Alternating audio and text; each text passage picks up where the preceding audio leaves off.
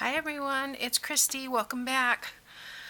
It's December 1st, so let's talk about stocking stuffers.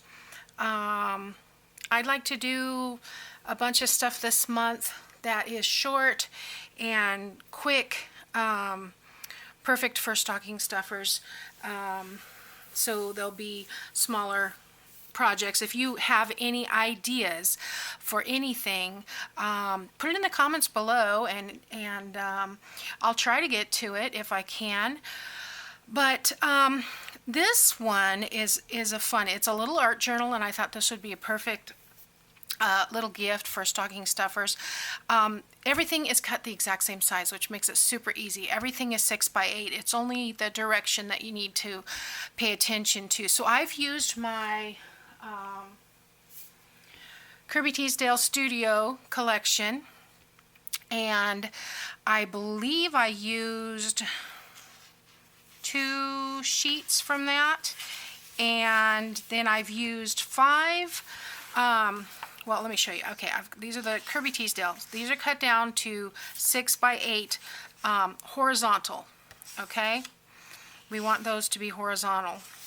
And then these will be the cover wraps, and these are also 6 by 8, but they're going to be vertical. Okay, and those are going to be our cover wraps. Oops, I got all the styrofoam stuff coming down on me. Okay, and then I went and asked my daughter, she's an artist, if I could steal some watercolor paper. Looks like I've got some little pieces that need to be trimmed off, but I guess I'll worry about that later. So I borrowed 5 sheets of 9 by 12 watercolor paper from her, and I've cut those down to 6 by 8 for the pages. So this will be like a little tiny art journal. Now, I got this idea from Mike Deakin, and I will leave his link below. He makes some really neat projects, but let's score these. You guys are going to be amazed. You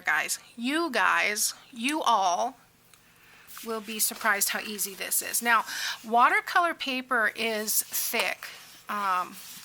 Almost, I would think you could use regular either 65-pound or 110-pound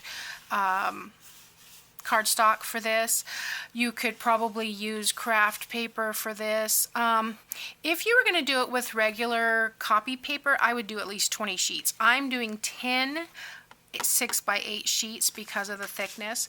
So I'm just going to score these in half at 4 inches, and then I'm going to fold. So let me score them all, and then I'll fold them all.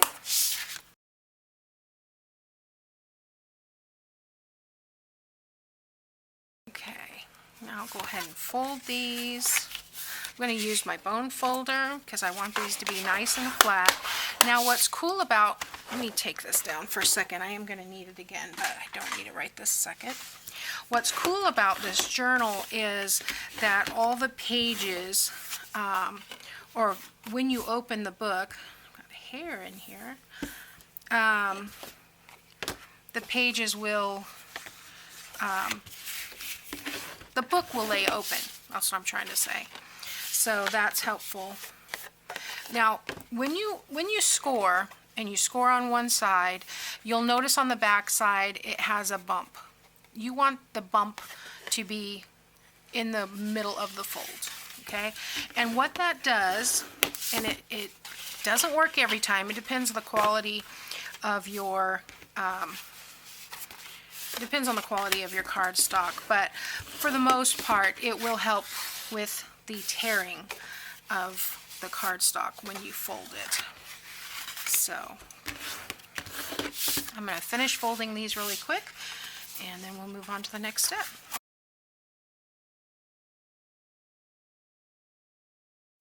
Now see, I didn't I didn't score straight on that one apparently.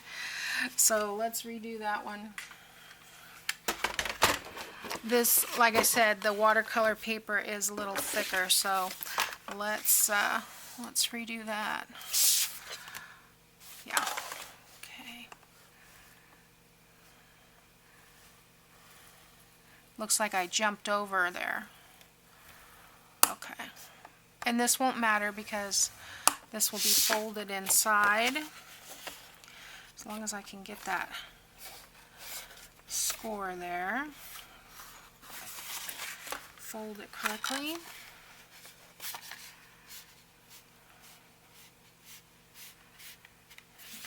I think I got that right with my bone folder here. Yeah, sometimes when you try to go too fast, you end up jumping the track, so it happens. All right, so while we're here, these two pieces are the covers. They do not need to be scored.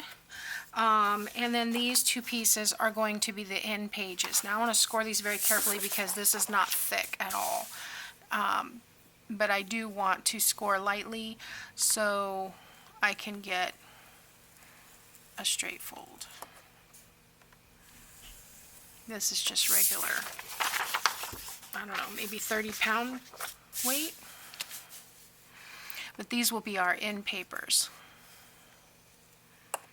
So I don't want that to be. In fact, I'll probably, on the inside, go ahead, because you can see right there, it kind of wants to go through. So I'm going to add some micropore to that just to give it some extra strength. And the one thing that I did forget was bookboard. So let me get the bookboard and I'll be right back. Okay, so this journal is going to finish at about 4 by 6. So I have 2 pieces of medium weight chipboard that I've cut down to 4 by 6. Yeah, and apparently I need to order some more because I only have one 12 by 12 left. I buy this in 12 by 12 sheets and then cut it down to the size I want. So this is for the cover. These will wrap around the cover. These will be the end paper. So I'm going to go ahead and reinforce this end paper only because this is not going to show, but mainly because I just don't want that to come apart. That would be horrible. This is what is going to hold the cover and, well, not hold it, but connect it to the text block, which in this case is the watercolor paper. So I'm having a hard time seeing where that score is, so I'm guessing that's close enough. All right, so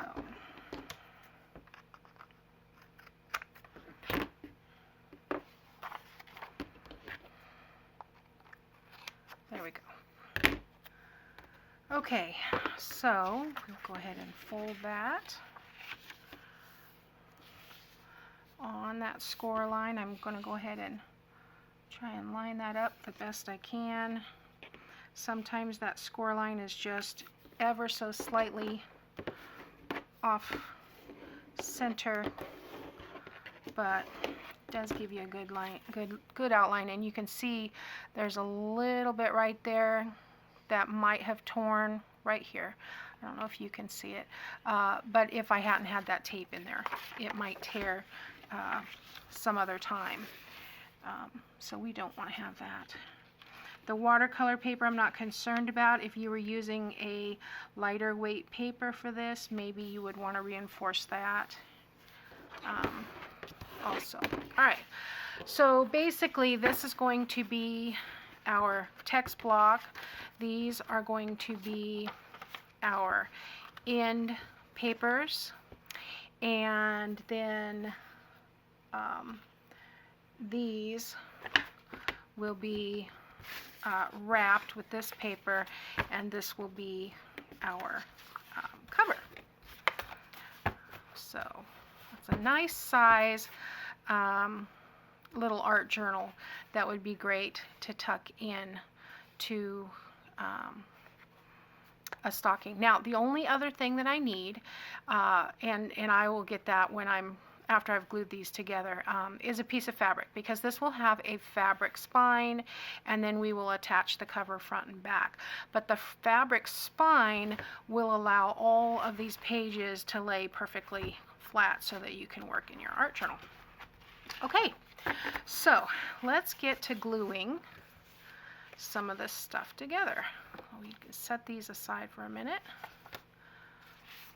and we will start working. I'm going to work in pairs, and I'll tell you why. Last time I tried to stack something, I ended up with something like that. And it wasn't exactly what I was looking for. So I'm going to stack them in pairs and then stack the pairs together. But basically what we're going to do is we are going to have one facing this way, one facing that way, and then we're going to glue them together. And we are going to line them up at the spine. So let me get that, bubble out of the way. I just want to come along the edge here.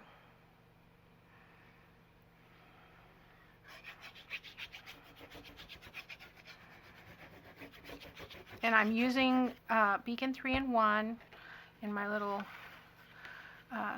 sugar bottle, for sugar icing bottle. I want to connect those like that.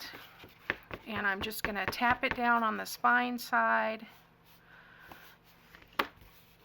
Make sure everything is lined up correctly. Press that down for a minute, and then I'll do the next pair. And like I said, the reason I'm doing them in pairs is because I feel like, personally, if I try to keep stacking, it's going to end up moving. So I'm going to be stacking pairs. So openings on that side. There's no right or wrong because they're blank. So let's just add some more glue.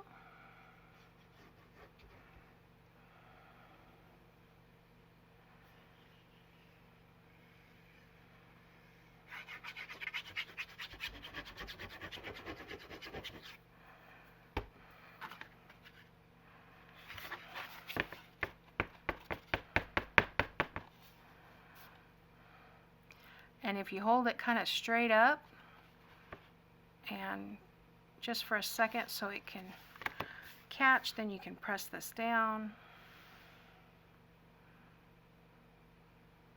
And what you end up with is this, okay? So that's what you're looking for. We're going to do that 3 more times.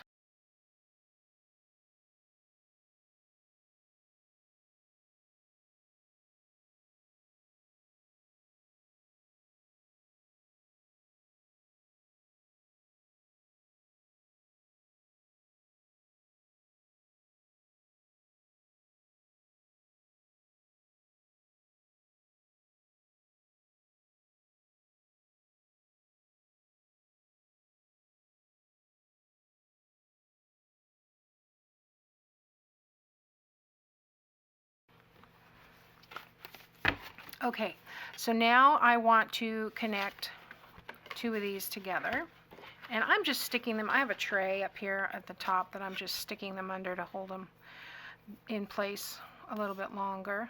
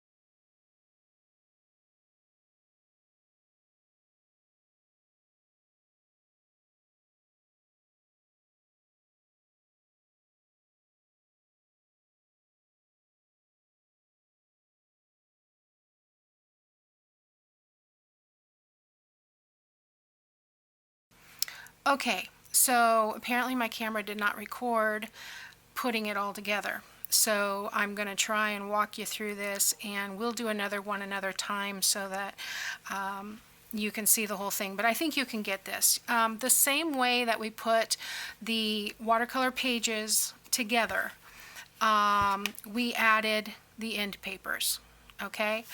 And then I took a piece of fabric, which was 2 inches wide. This is just a piece of cotton, and this is before the covers are on. I put glue down the spine and attached that fabric, okay, to the spine, and then I wrapped it around the end papers, and I wrapped the paper around the boards and glued them to the back and the front. Very, very easy, very quick, and I'm going to leave Mike's video in the description box so that you can see how he did it. He's awesome explaining everything step by step by step. So I love how it came out. It's a cute little gift. Excuse me. A great gift to give any of your friends, and make a wonderful stocking stuffer. So I think you could probably turn out quite a few of these on a Saturday to give away, and customize them for your friends. Also, what might be fun is if you're using a digital, to print out on some fabric to use for your spine wrap so that everything coordinates. That might be fun. And I'm probably just going to tie a piece of seam binding around this. Well, that's not long enough, so let's get a piece of seam binding and tie around this little book. This is probably way too long, but that's the only kind of closure I'm going to use for it. And oh, well, let me show you. It lays flat. That's the beauty of this. The cover folds into itself, and because that's fabric, it goes in instead of buckling out. You can see no matter which page you're using, those are going to lay flat for doing. That's why this is so perfect for an art journal. But yeah, this is fun. I knew this would be fun when I saw it on Mike's channel, and I thought I gonna have to attempt one of those. But of course, this piece is way too long, but you get the idea. Really, really, really cute. So thanks for watching, guys. I'm sorry if that seemed way too confusing. Try to pay attention to my camera and not let that happen. It's been a long time because I've been very careful about watching it, but this time it got me. So anyway, thanks for watching. I'll see you next time, and we'll find another stocking stuffer. Bye now.